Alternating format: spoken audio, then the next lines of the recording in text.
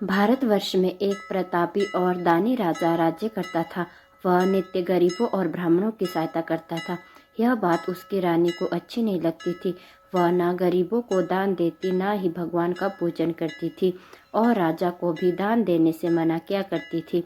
एक दिन राजा शिकार खेलने वन को गए हुए थे तो रानी महल में अकेली थी।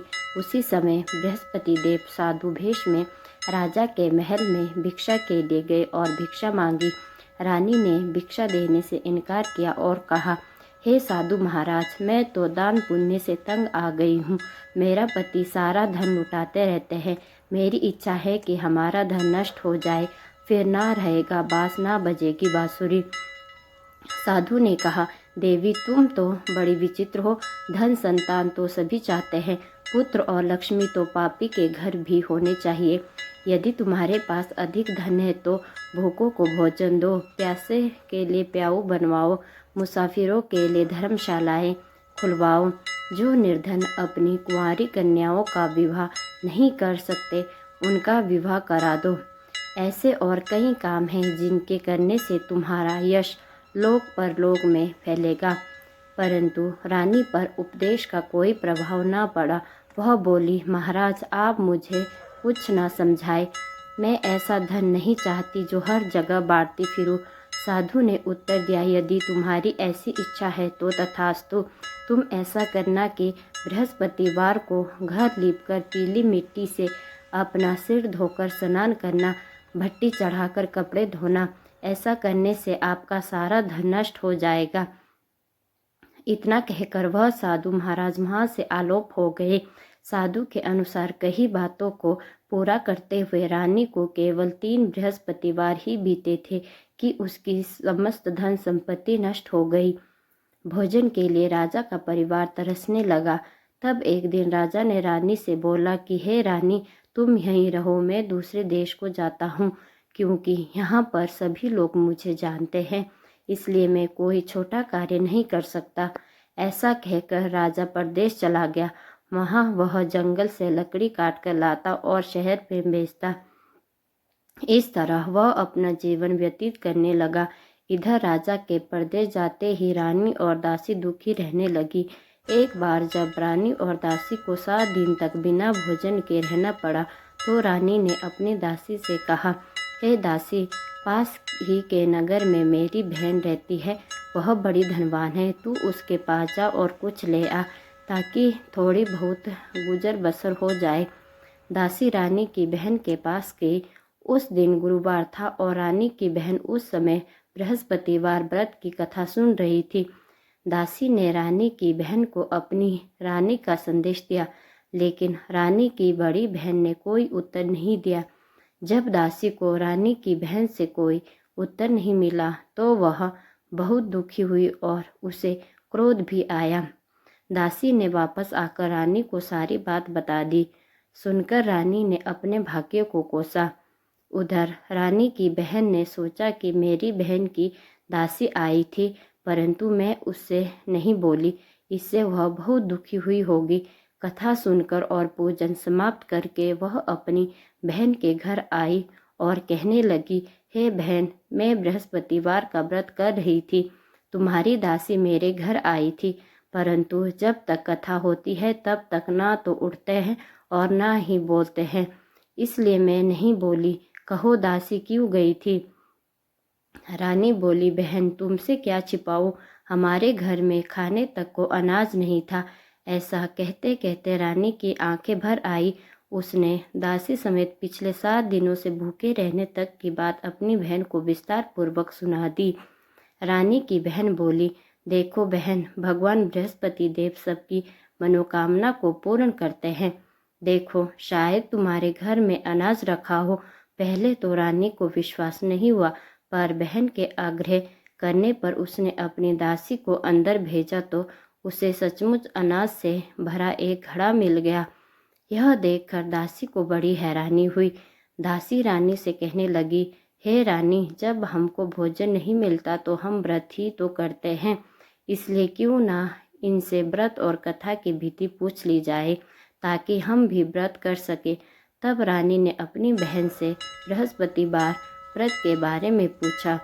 उसकी बहन ने बताया, बृहस्पतिवार के व्रत में चने की दाल और मुनक्का से विष्णु भगवान को केले की जड़ से पूजन करे तथा दीपक जलाए, व्रत कथा सुने और पीला भोजन ही करे।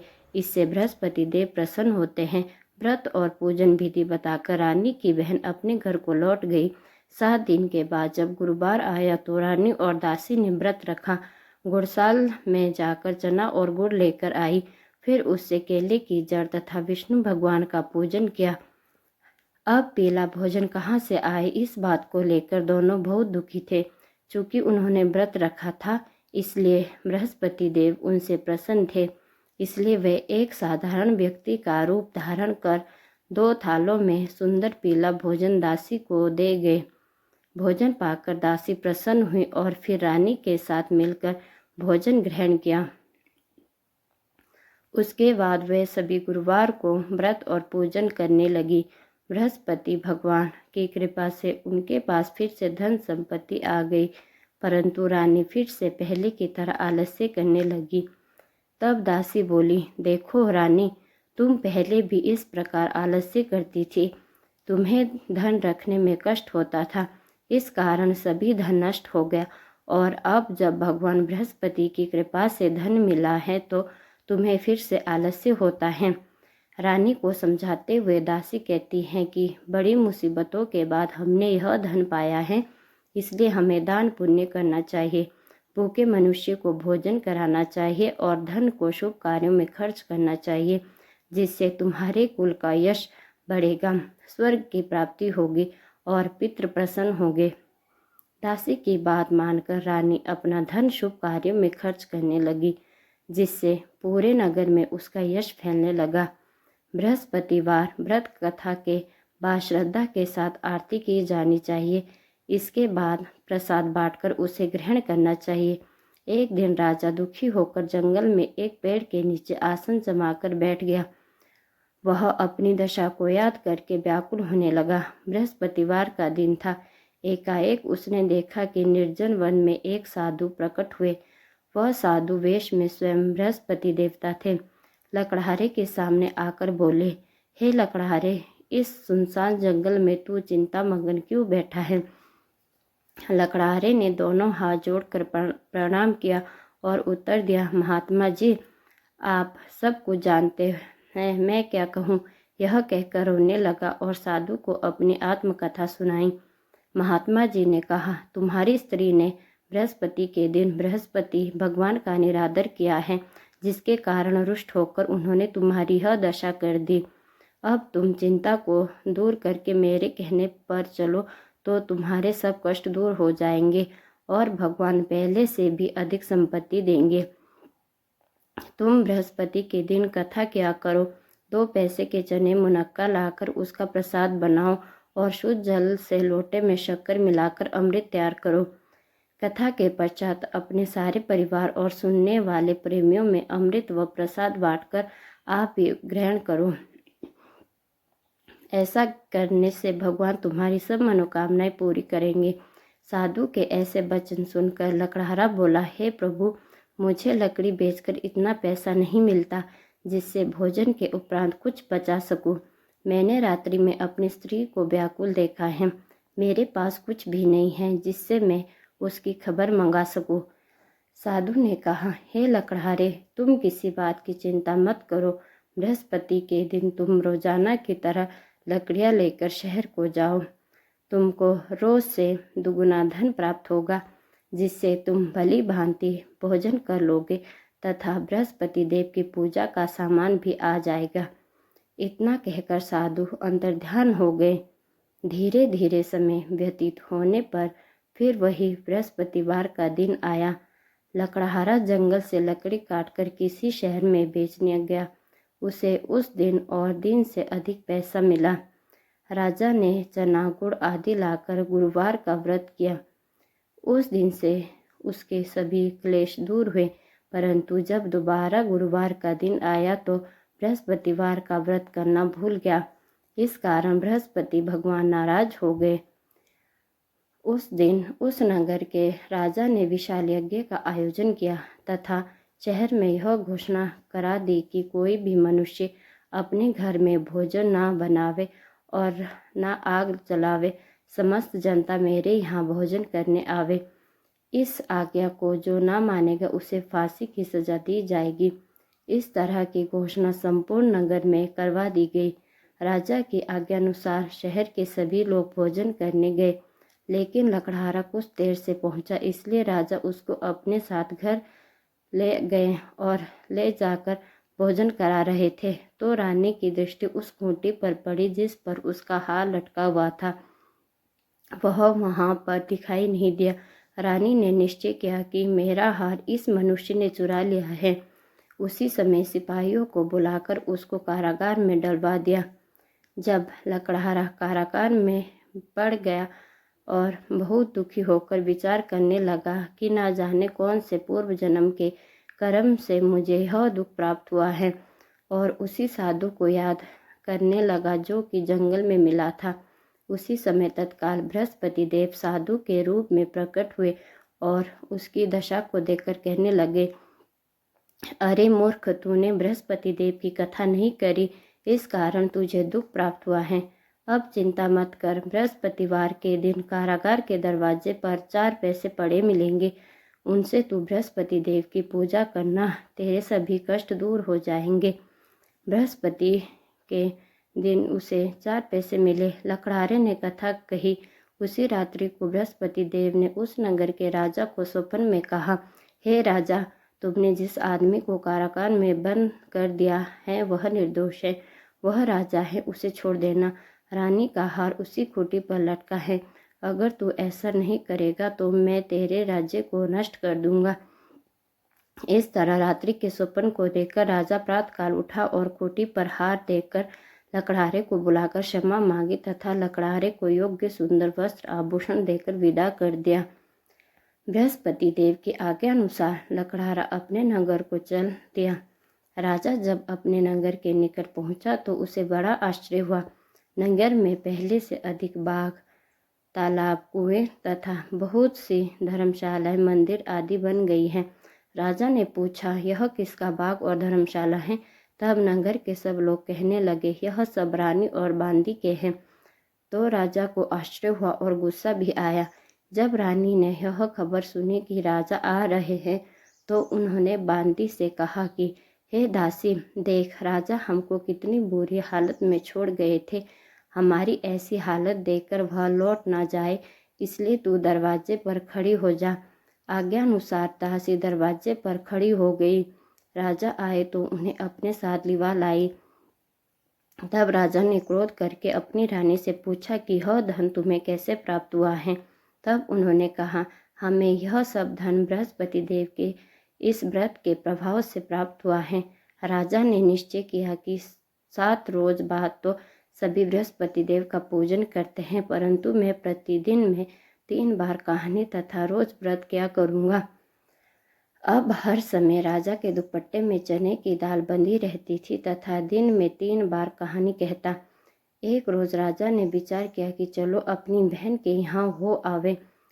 इस तरह निश्चय कर राजा घोड़े पर सवार हो अपनी बहन के यहाँ को चलने लगा। मार्ग में उसने देखा कि कुछ आदमी एक बुर्दे को ले जा रहे हैं। उन्हें रोककर राजा कहने लगा, अरे भाइयों, मेरी बृहस्पति देव की कथा सुन लो। वे बोले, लो, हमारा तो आदमी मर गया है, इसको अपनी कथा की पड़ी है। परंतु कुछ आदमी बोले, अच्छा कहो, हम तुम्हारी कथा भी सुनेंगे। राजा ने दाल निकाली और जब कथा आदि हुई थी कि मुर्दा हिलने लग गया और जब कथा समाप्त हो गई तो राम राम करके मनुष्य उठकर खड़ा हो गया।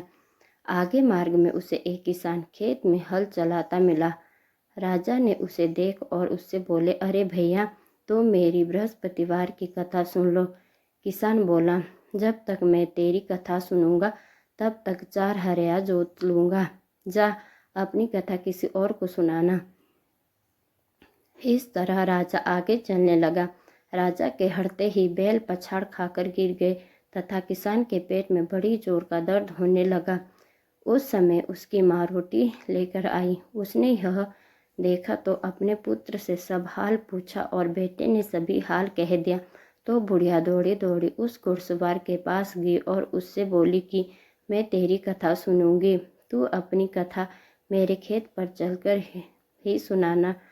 राजा ने बुढ़िया के खेत पर जाकर कथा कही, जिसके सुनते ही वह बैल उठ खड़ हुए तथा किसान के पेट का दर्द भी बंद हो गया। राजा अपनी बहन के घर पहुंचा। बहन ने भाई की खूब मेहमानी की। दूसरे रोज प्रातःकाल राजा जगा तो वह देखने लगा कि सब लोग भोजन कर रहे हैं। राजा ने अपनी बहन से कहा, ऐसा कोई मनुष्य है जिसने भोजन नहीं किया हो? मेरी बृहस्पतिवार की कथा सुन ले। बहन बोली, हे भैया, यह देश ऐसा ही है कि पहले यहाँ लोग भोजन करते हैं, बाद में अन्य काम करते हैं। अगर कोई पड़ोस में हो तो देख आऊं। वह ऐसा कहकर देखने चली गई, परंतु उसे ऐसा कोई नहीं मिला जिसने भोजन ना किया हो। अंततः वह एक कुम्हार के घर गई जिसका लड़का बीमार था। उसे मालूम हुआ कि उनके यहाँ 3 रोज से किसी ने भोजन नहीं किया है। रानी ने अपने भाई की कथा सुनने के लिए कुम्हार से कहा। वह तैयार हो गया। राजा ने जाकर बृहस्पतिवार की कथा कही, जिसको सुनकर उसका लड़का ठीक हो गया। अब तो राजा की प्रशंसा होने लगी। एक रोज राजा ने अपनी बहन से कहा कि हे बहन, हम अपने घर को जाएंगे, तुम भी तैयार हो जाओ। राजा की बहन ने अपनी सास से कहा। सास ने कहा, हाँ चली जा, परंतु अपने लड़कों को मत ले जाना, क्योंकि तेरे भाई की कोई औलाद नहीं है। बहन ने अपने भैया से कहा, हे भैया, मैं तो चलूँगी पर कोई बालक नहीं जाएगा। राजा बोला, जब कोई बालक नहीं चलेगा तब तुम ही क्या करोगी?